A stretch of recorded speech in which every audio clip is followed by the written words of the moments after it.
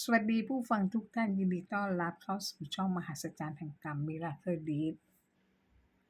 เผด็จการคือการควบคุมหรือใช้อำนาจเด็ดเสร็จแต่เพียงผู้เดียวในการควบคุมผู้คนโดยรวมศูนย์อำนาจทั้งหมดไว้กับตัวเอง ประเภทของเผด็จการมีสองแบบเผด็จการอำนาจนิยม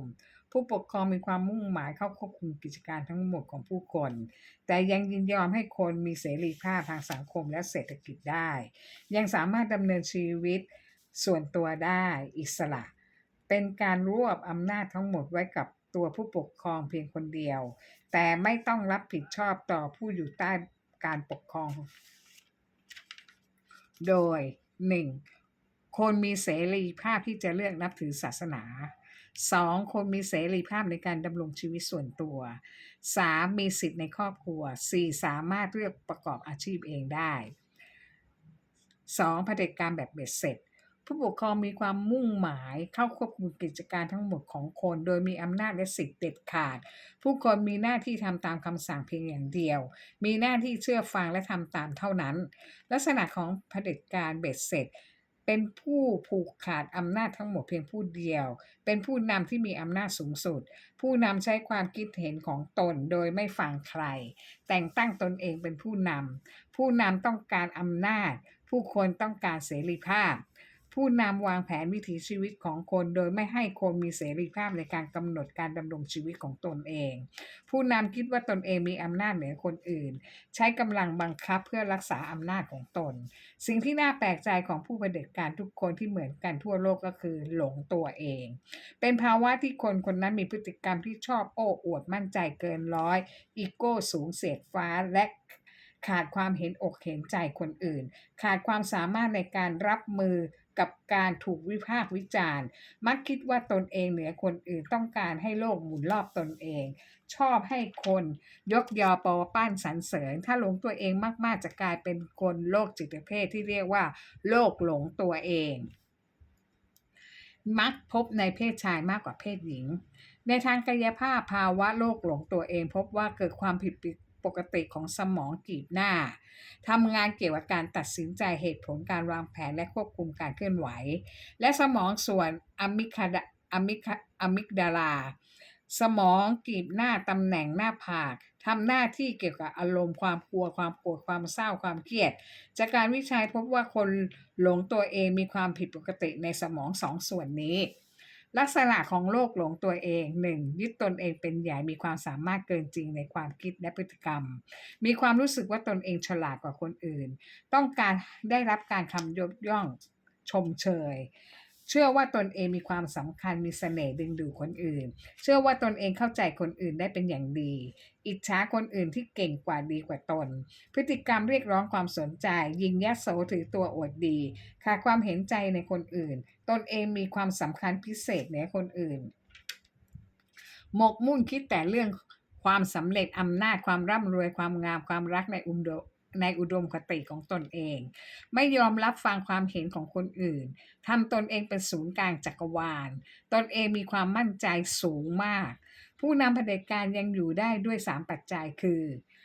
ตัวผู้นำเผด็จการเองบริวารผู้จงรักภักดีสิ่งแวดล้อมที่เป็นใจ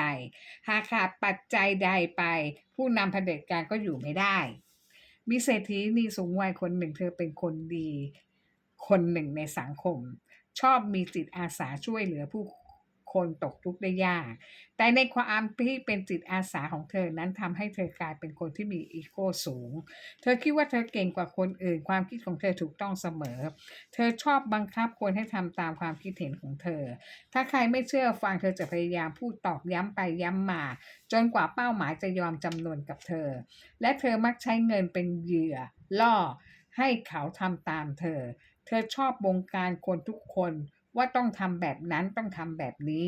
คนนี้ต้องทำอาชีพนี้คนนี้ต้องทำอาชีพนี้ต้องกินแบบนี้จึงสุขภาพดีต้องแต่งตัวแบบนี้จึงจะสวยโดยที่เธอลืมดูตัวเองว่าเป็นอย่างไรเธอต้องการให้ลูกชายของเธอเป็นผู้บริหารหมู่บ้านจัดหมู่บ้านจัดสรรโดยเธอซื้อที่ดินทางน้ำหลาย30 ไร่ราคาถูกแต่ค่าถมที่ดินราคาแสนแพงเธอซื้อดินถมที่ไป300 ล้านบาท บ้านยังไม่ได้สร้างเลยแม้แต่หลังเดียวเพราะดินไม่แข็งพอที่จะทำการก่อสร้างได้พอฝนตกน้ำไหลดินหายไปหมดถ้าเป็นคนอื่นจะรีบจัดสรรที่ดินขายเป็นแปลงๆไปเลย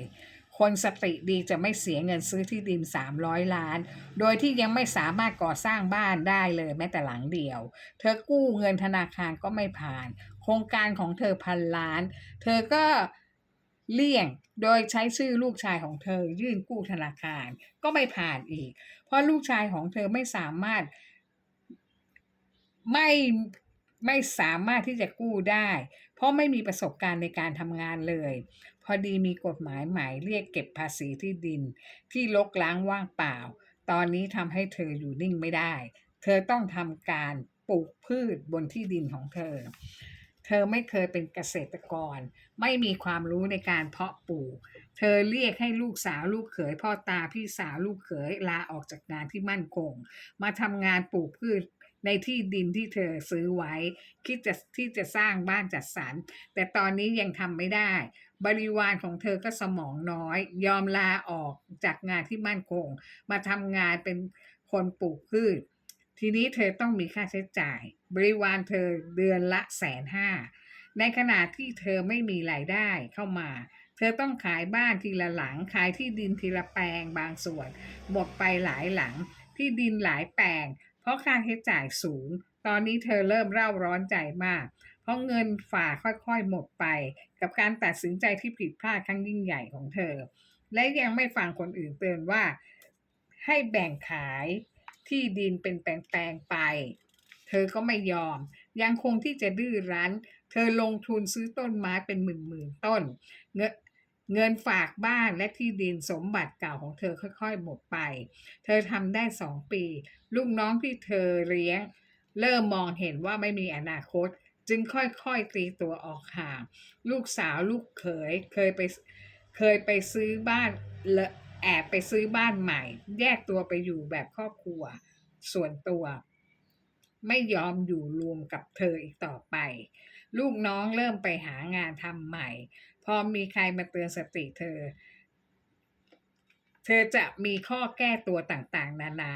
เพราะใครขัดใจเธอจะคุ้มข้างทุกคนที่อยู่ใกล้ชิดเธอล้วนตีตัวออกห่างเธอหนีกะเพราะเธอชอบบงการชีวิตคนแรกๆบริวารจะยอมฟังเพราะต้องการเงินของเธอพอนานวันเข้าเขาต้องการมีชีวิตที่อิสระจึงตีตัวออกห่างเธอน่าจะย้อนมองดูตัวเองว่า เสียเงินตั้ง300 กว่าล้านได้ที่ดินที่ไม่มีประโยชน์ทำประโยชน์อะไรไม่ได้สร้างหมู่บ้านก็ไม่ได้ทุนก็ไม่มีที่จะสร้างต่อไปเธอทำตัวเป็นศูนย์กลางจักรวาลควบคุมชีวิตบริวารของเธอลืมคิดไปว่าคนทุกคนมีเสรีภาพในการดำเนินชีวิตของตัวเองไม่มีใครบงการชีวิตใครได้เงินใช้ไม่ได้เงินไม่ใช่คำตอบของทุกเรื่องและไม่ใช่เสมอไปถ้าเธอตัดสินใจแบ่งขายที่ดินเป็นแปลงๆเธอก็ไม่ต้องเจ็บตัวไม่ต้องเสียเงินมากมายขนาดนี้ต่อให้เธอแบ่งขายที่ดินไปเธอก็ยังขาดทุนย่อยยับไม่คุ้มกับเงินที่เธอเสียไปเลยสวัสดีค่ะ